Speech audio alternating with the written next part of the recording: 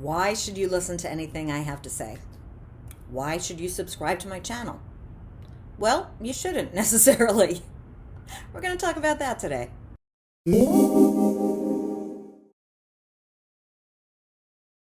In my videos, I talk about what I call mindfulness for the not too woo-woo.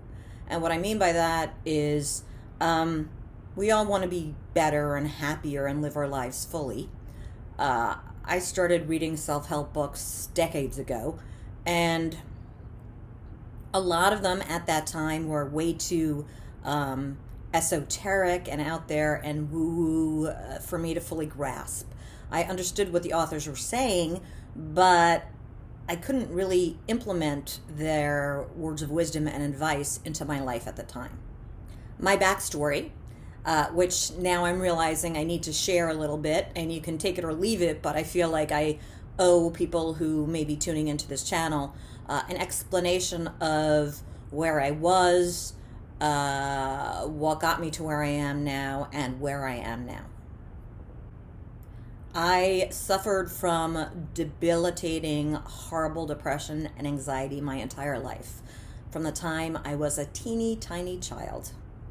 I felt a victim of circumstance. Life was just really, really hard. And no matter what outside things happened to me, it was never enough to make me feel fully present or happy.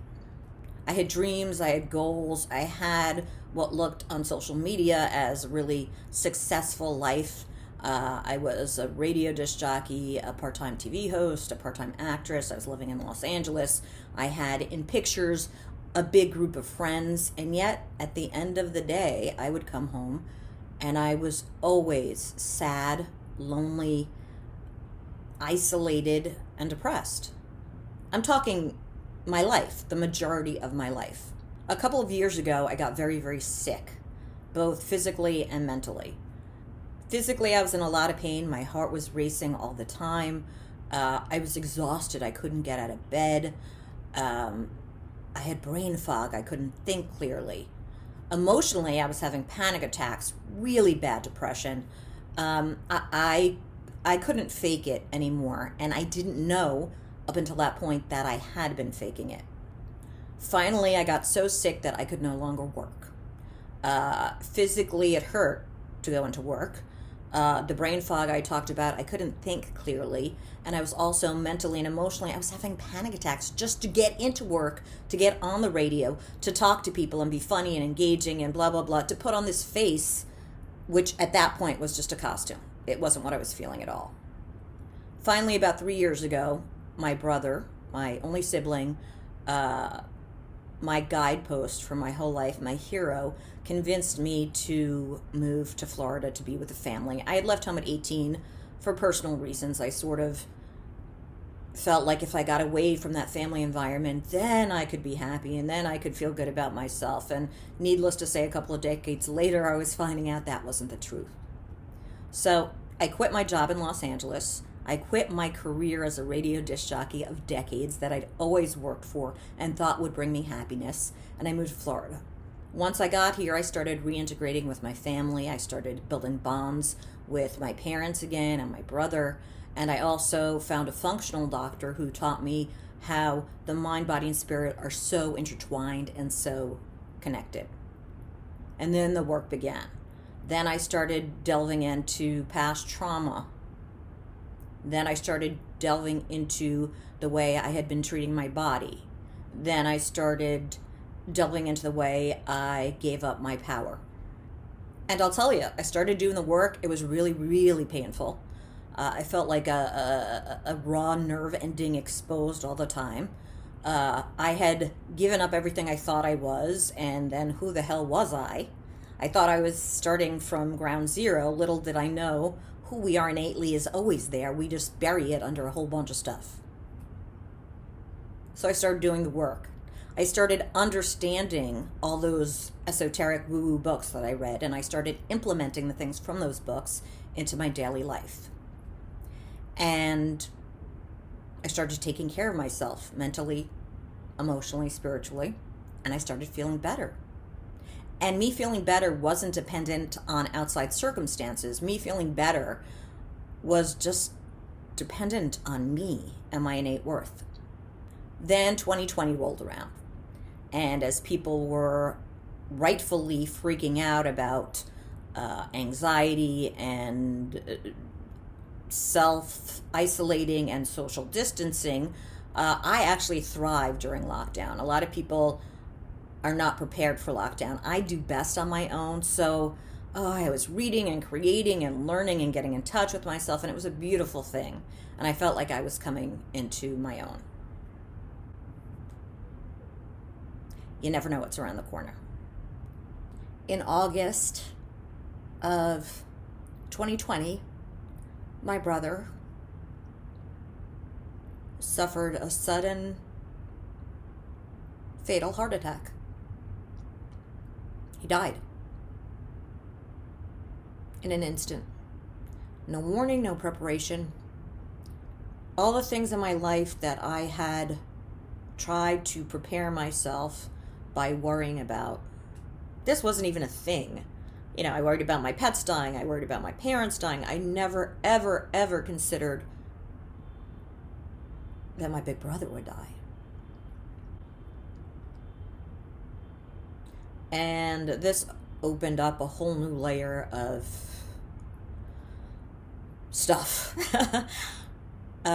What I can say is I am so thankful that I did the work before that to allow me to sort of manage the best way I can through this period. I hadn't even lived here 2 years and my brother was gone. First reaction is to blame the universe, blame this isn't fair, just lash out and be angry. The truth is, life isn't fair and you never know what's going to happen. You just don't. Thankfully, through the work I was able to do, I was able to very quickly stop saying, why God did this happen? And I use the word God loosely. But instead of saying why God or the universe or energy or life, I started saying, thank God. Thank you. Thank you for getting me here. Thank you for reconnecting with him and my parents. Thank you for having me be here, universe. So during COVID and during the pandemic and before that, we were able to reconnect and reintegrate into a family unit.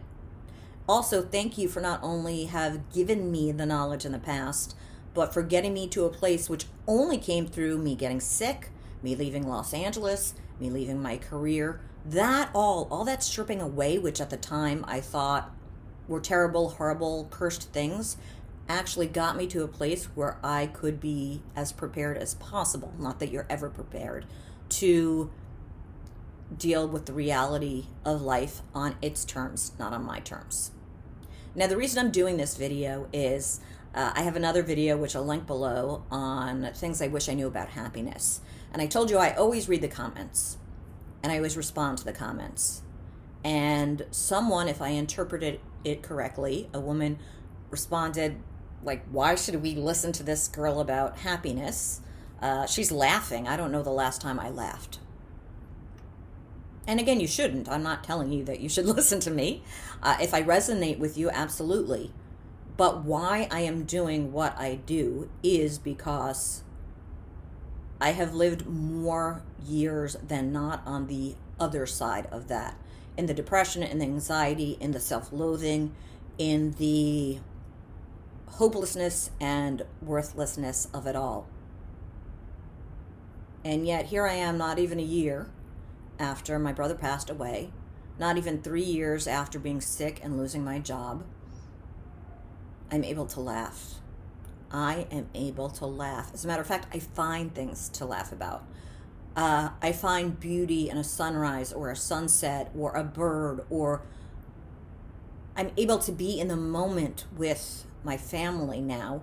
Instead of blaming them for who they are and why they're not giving me what I need, I'm absolutely present and able to be, not all the time, but a lot of the time, thankful that, oh my God, thank goodness I had this moment. This moment is precious, And it couldn't be any other way. I can't change their path. They can't change my path. So I felt this was important to do. I have a book coming out next week called Mindfulness for people who suck at being mindful.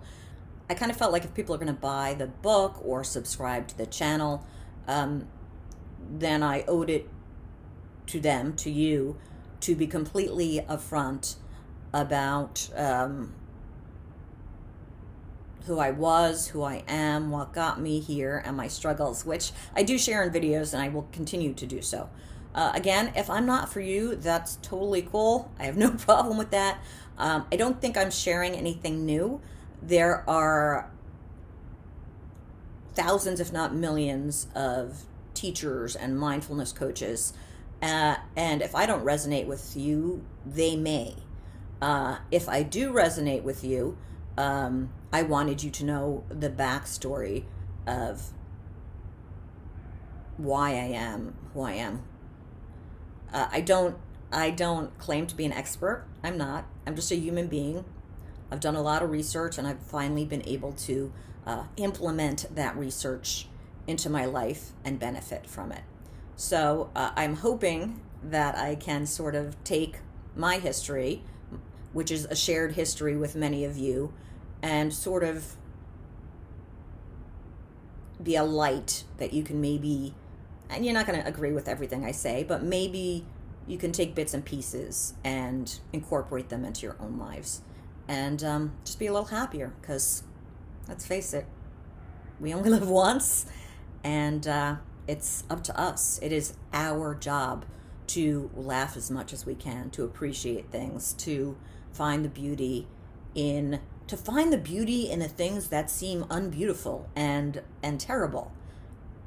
As I talked about in the happiness video, even in the most dire of circumstances, there's always something to be grateful for.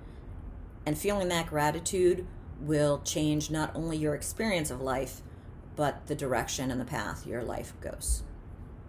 So there you go. I feel like I should have been naked in this video, kind of emotionally naked. Feel free to comment below. If you like the video, give it a thumbs up. If you really like the video, subscribe to the channel. And yes, my book, Mindfulness, for people who suck at being mindful, which, let's face it, most of us, comes out on Amazon in a week, and I will post that link below as well. Thank you. Mwah! Subscribe to the blog, amaximizelife.com, on YouTube, A Maximize Life, on Instagram, a.maximizelife, and on Twitter, at DJ Melissa Maxx. 2 X's.